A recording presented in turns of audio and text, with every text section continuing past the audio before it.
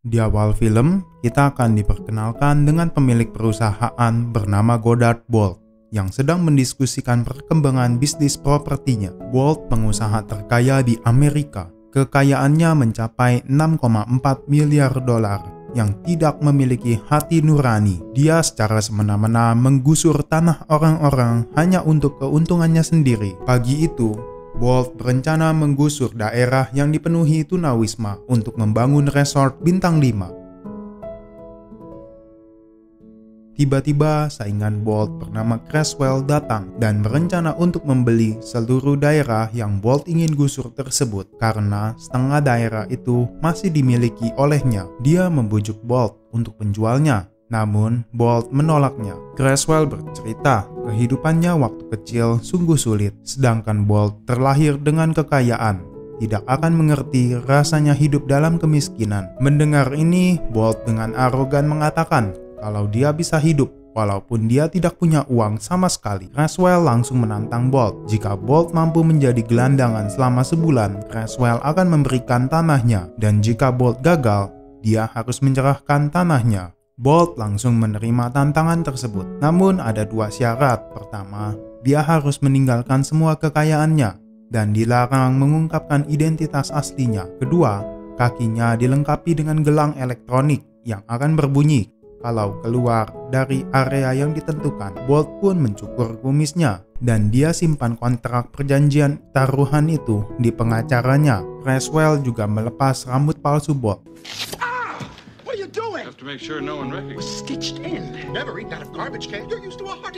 Kemudian mereka pergi bersama, dan saat itu dia resmi menjalani hidup sebagai gelandangan.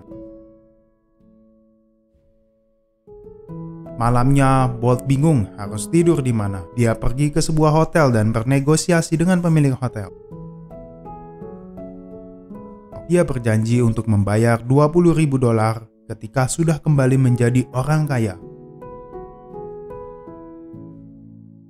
Tentu saja pemilik hotel tidak percaya dan mengusirnya keluar. Dia memutuskan tidur di pinggir jalan. Ketika baru saja memejamkan mata, tiba-tiba banyak tikus melewatinya.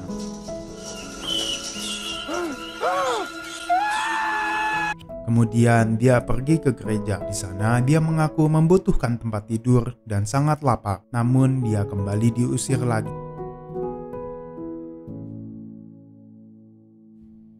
Dengan terpaksa, dia tidur di depan rumah orang lain. Esok paginya, Bolt terbangun karena dikencingi pria bernama Sailor. Sailor membuang ingus sembarangan dan dia memberikan sapu tangan miliknya ke Sailor. Sailor segera mengucapkan terima kasih dan mengatakan Bolt adalah orang yang baik. Kemudian memanggil Bolt dengan nama Pepto. Sailor memanggil Bolt dengan nama Pepto karena di dahi Bolt tertempel nama kotak alas tidur Bolt, yaitu Pepto-Bismol.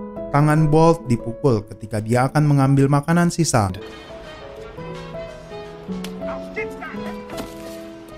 Bolt mengikuti tunawisma lain dalam mencari rezeki, dimulai dari mengelap kaca mobil dan mengamen.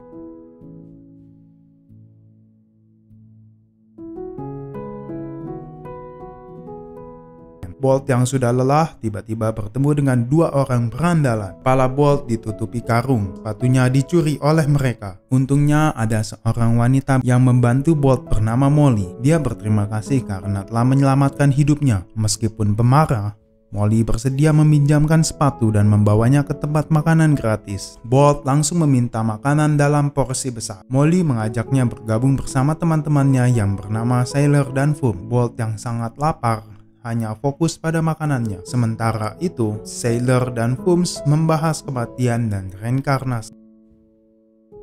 Dalam perjalanan pulang, mereka melihat acara pernikahan. Molly bercerita, dahulu sebelum menikah, dia adalah seorang penari. Dia berpikir setelah menikah nanti hidupnya akan seperti dongeng dengan akhir yang bahagia. Namun dia malah ditinggalkan suaminya dengan semua tagihan yang menumpuk dan akhirnya rumah Molly disita. Saat itu, Molly merasa sangat frustasi dan menangis setiap hari. Bolt juga mengatakan dia pernah gagal membangun rumah tangga karena sibuk mencari uang dan tidak punya waktu untuk istrinya. Dua berandalan itu kembali lagi dan kali ini membakar basecamp Molly. Molly yang melihat basecampnya dilalap api hanya bisa menahan air matanya. Sekarang dia kehilangan rumahnya lagi. Molly, Bolt, Sailor, dan Holmes ingin membalas ulah kedua orang tersebut.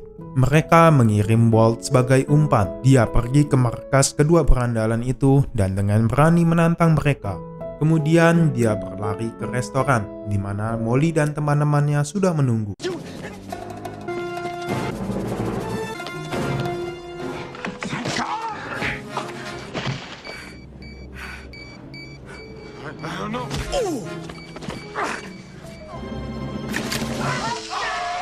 Kejadian itu sampai ke telinga Creswell. Creswell kaget saat mendengar Bolt dipukuli, tapi dia tetap bertekad untuk menang taruhan. Sementara itu, Bolt langsung dirawat. Karena Bolt dan Molly tidak memiliki tempat berlindung, Sailor dan Holmes membantu membangun rumah karton. Tiba-tiba hujan deras, sungai pun meluap, membanjiri jalan-jalan dan tempat tidur mereka. Akhirnya mereka tidur tanpa beralaskan apa. Bolt merenungkan nasibnya. Sementara itu, Sailor menggigil kedinginan. Karena tidak tahan lagi, dia pergi mencari tempat lain. Esok paginya, Holmes tidak menemukan Sailor di tempatnya. Mereka berpisah untuk mencari Sailor. Bolt terkejut ketika dia melihat seorang tunawisma terbaring tak bernyawa. Ternyata itu adalah Sailor. Hatinya merasa sedih. Dia tidak bisa membayangkan kisahnya Sailor ketika dia sendirian dan tidak ada yang peduli padanya. Mereka pun mengkremasi dan menaburkan abunya di laut, mengikuti permintaannya sebelum dia meninggal. Di satu sisi, Bolt merasa sedih. Di sisi lain, dia lega karena Sailor tidak perlu merasa sakit lagi dan bebas makan apapun yang diinginkannya di atas sana. Hari itu, Bolt berhasil menyelesaikan taruhannya. Bolt bersyukur sekaligus menyesal karena sering melupakan Tuhan ketika dia kaya. Kemudian, Bolt menemui Molly dan minum champagne untuk merayakan kesuksesannya. Saat itu, dia merasa telah jatuh cinta pada Molly. Mereka kemudian menari seperti dalam film.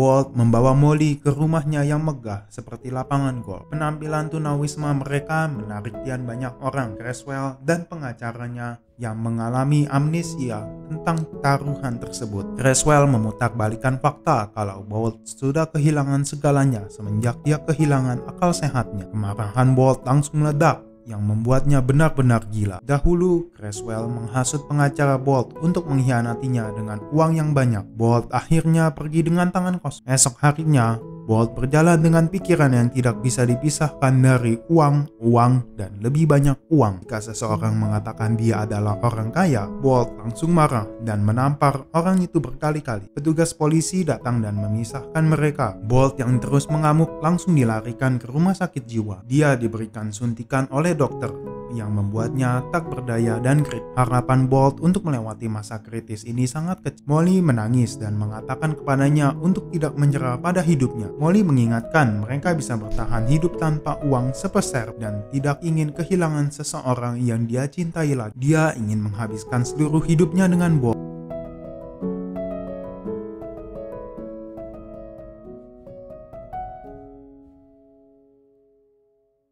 Setelah mengatakan itu, Bolt pun terbangun dari kondisi kritis. Beberapa hari kemudian, Creswell mengadakan acara pembangunan properti bisnisnya di daerah kumuh. Bolt tidak tinggal diam menyaksikan rumah para tunawisma dihancurkan. Dia mengajak para tunawisma untuk mengganggu acara tersebut dan merebut kembali hak-hak mereka. Awalnya mereka mengabaikan kata-katanya, namun ketika Molly yang berbicara dan mengatakan ada makanan gratis di acara tersebut, mereka langsung berbondong-bondong datang. Hey, people think you are? Who do you people think you are? Get out of here! Bolt mampu membuat Creswell mengakui bahwa dia ingat taruhan itu dan Bolt adalah pemenangnya.